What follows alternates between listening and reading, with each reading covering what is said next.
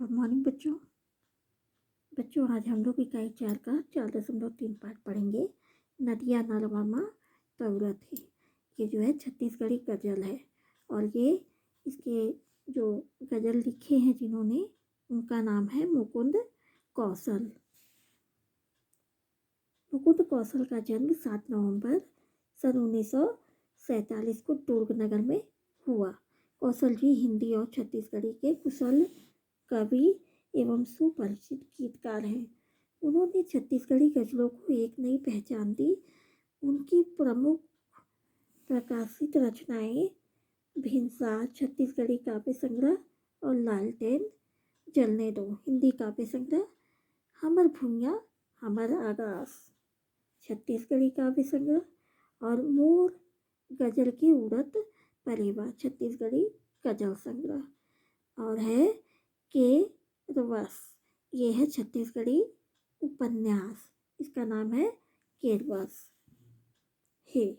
यानी कि मुकुंद कौशल जी जो है, इनका जन्म जो है 7 नवंबर सन 1947 को दुर्ग नगर में हुआ था, यानी कि दुर्ग में हुआ था। और ये छत्तीसगढ़ी और हिंदी दोनों के कवि और गीतकार रहे, बहुत ही सुप्रसिद्ध गीतकार और कवि भी रहे हैं। और इन्होंने बहुत सारी गज़लें भी लिखी हैं, तो उन्हीं में से आज हम इनका लिखा हुआ एक गज़ल पढ़ेंगे, जो कि जिसका नाम है नदिया नलवामा तौरा थी।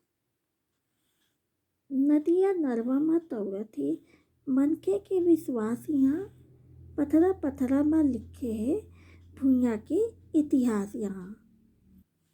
तो बच्चों, नदिया नरवा, नदिया मतलब तो आप समझ रहे हैं, लेकिन नरवा, नरवा का क्या अर्थ होता है? नाला, है ना।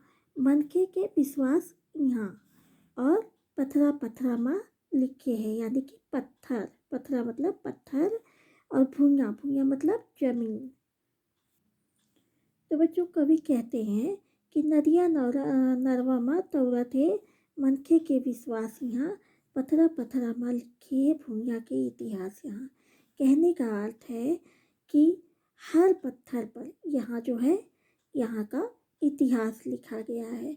तो इसी प्रकार से कवि जो है कह रहे हैं कि छत्तीसगढ़ की जो धरती है हमारी, जिस राज्य में हम रहते हैं, छत्तीसगढ़ की धरती में जितनी भी नदियाँ हैं, प्रवाहित होने वाली नदियाँ और नाले, इनमें क्या है? एक मन में विश्वास के कारण है। यहाँ के हर पत्थरों पर जो है कि यहाँ की भूमि का इतिहास लिखा हुआ है। पथरा पथरा में लिखे हैं भूमिया के इतिहास यहाँ, यानी कि भूमिया मतलब जमीन। तो यहाँ पे ये कह रहे हैं कि हर एक पत्थर पर, यहाँ जितने भी पत्थर पाए जाते हैं, हर एक पत्थर पर यहाँ का इतिहास लिखा हुआ है। तो छत्तीसगढ़ के जितने भी धरती पर यहाँ पर जो हैं प्रवाहित होने वाली नदियाँ और नाले भी मन के विश्वास के कारण हैं, और यहाँ के हर पत्थरों में यहाँ की इतिहास के बारे में लिखा गया है। तीपत भोभरा बरसत पानी के हमन टकहारा हन, लइका मन संग हुडुआ खेलत रहते 12 मास यहाँ।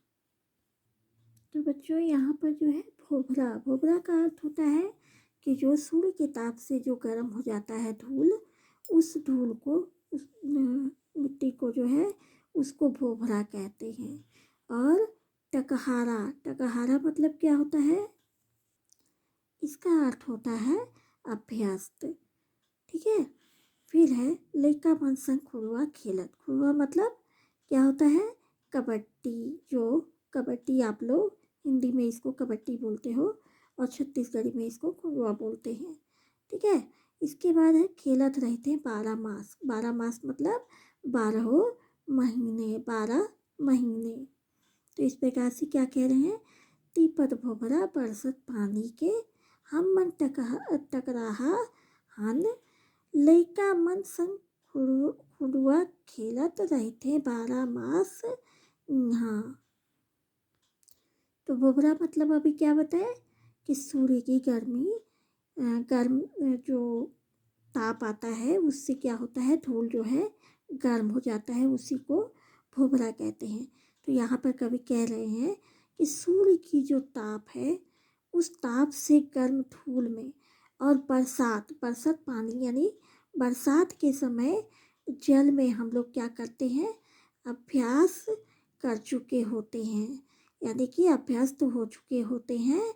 और क्या होता है, लइका मन खेलत, यानी कि लड़कों के साथ हम क्या करते हैं, कबड्डी के समान खेला जाने वाला खेल पूरे 12 महीने यानी पूरे साल 12 महीने हम खेलते रहते हैं। कहने का अर्थ है कि तपती हुई जो धरती होती है, यानी कि तापमान वाली जो धरती होती है, गर्म धरती, उसमें और बरसात में भीगने के हम क्या हो जाते हैं, अभ्यस्त हो जाते हैं।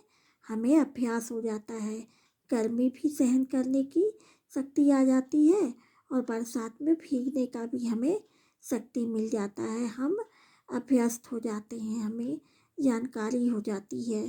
तो इस प्रकार से मौसम चाहे कोई भी हो, है ना, 12 मास यहाँ खेलत रहते हैं, 12 मास यहाँ, यानी कि मौसम चाहे कोई भी हो, हम क्या करते हैं, लड़कों के साथ कबड्डी के समान जो है खेले जाने वाले खेल का आनंद हम क्या करते हैं, पूरे सालों भर, पूरे 12 महीना उठाते हैं।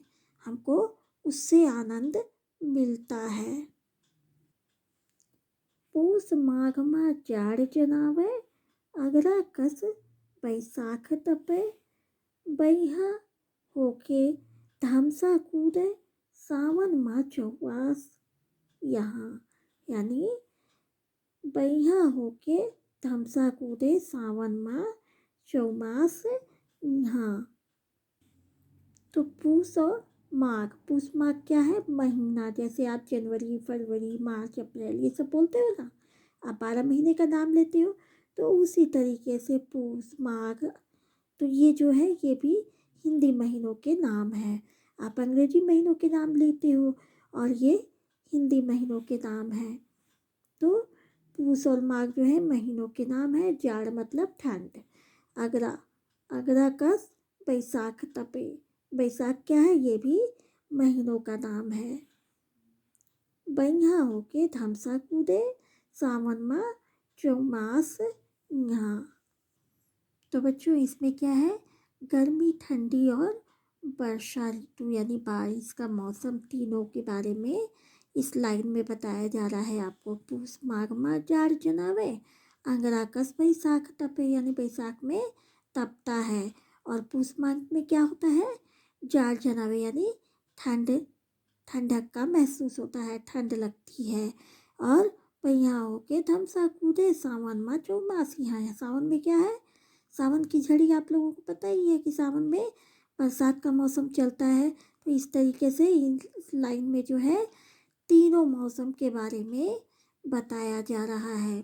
कहने का मतलब है, कवि जो है कह रहे हैं कि पूस माघ मा जाड़ जनावे, ये पूस और माघ के महीनों में क्या होता है, बहुत अधिक ठंड पड़ती है। ठीक उसी प्रकार से अंगराकस बैसाख तपे, यानी इसके बाद बैसाख के महीने में भीषण गर्मी होती है, बहुत ज़्यादा गर्मी जो है होती है। और फिर उसके बाद क्या होता है, बैहा होके धमसा कूदे, सावन मा चौमास यहाँ, यानी कि सावन के महीने में फिर क्या होता है, वर्षा, बारिश मानो बहुत ज़्यादा आ जाती है। और उस मौसम में, किस मौसम में, सावन के महीने में बारिश होने लगती है, जो कि थमने का नाम ही नहीं लेती है। और वर्षा के थमने पर क्या होता है, उमस बढ़ जाता है। यह कहने का अर्थ क्या है कि जब अगर बारिश बंद होती है या कम होती है तो क्या होता है कि गर्मी के मौसम में भी उतनी उमस नहीं होती है जितनी उमस बारिश के मौसम में होती है। आप लोग इस चीज़ को महसूस किए होंगे। ठंड में ठंड अधिक लगती है, बैसाख में जो है गर्मी अधिक लगती है, लेकिन सावन के महीने में जब बारिश का मौसम आता है तो क्या होता है, उस समय बारिश के मौसम में जब अगर बारिश कुछ क्षण के लिए बंद हो जाए तो बहुत ज़्यादा उमस होती है और वो उमस जो है बर्दाश्त नहीं होता है। 4 महीने यही स्थिति बनी रहती है, यानी कि 4 महीने तक यही स्थिति रहती है। तो इसलिए कह रहे हैं कि पूस माघ में जाड़े जनावे, यानी पूस माघ में बहुत ठंड होती है। अगर अगस्त बैसाख तपे, बैसाख में जो है बहुत गर्मी पड़ती है और पहिया होके धमसा कूदे सावन में चौमासियाँ, यानी सावन में यहाँ जो है बारिश बहुत ज़्यादा मात्रा में होने लगती है, जो कि थमने का नाम ही नहीं लेती है, रुकने का नाम ही नहीं लेती है। और वर्षा के कारण क्या होता है, यहाँ उमस भी बढ़ जाती है 4 महीने तक, यानी चौमास मतलब 4 महीना, 4 महीने तक क्या होता है, यही स्थिति बनी रहती है यहाँ पर। ठीक है बच्चों, तो आज हम इतना ही पढ़ेंगे।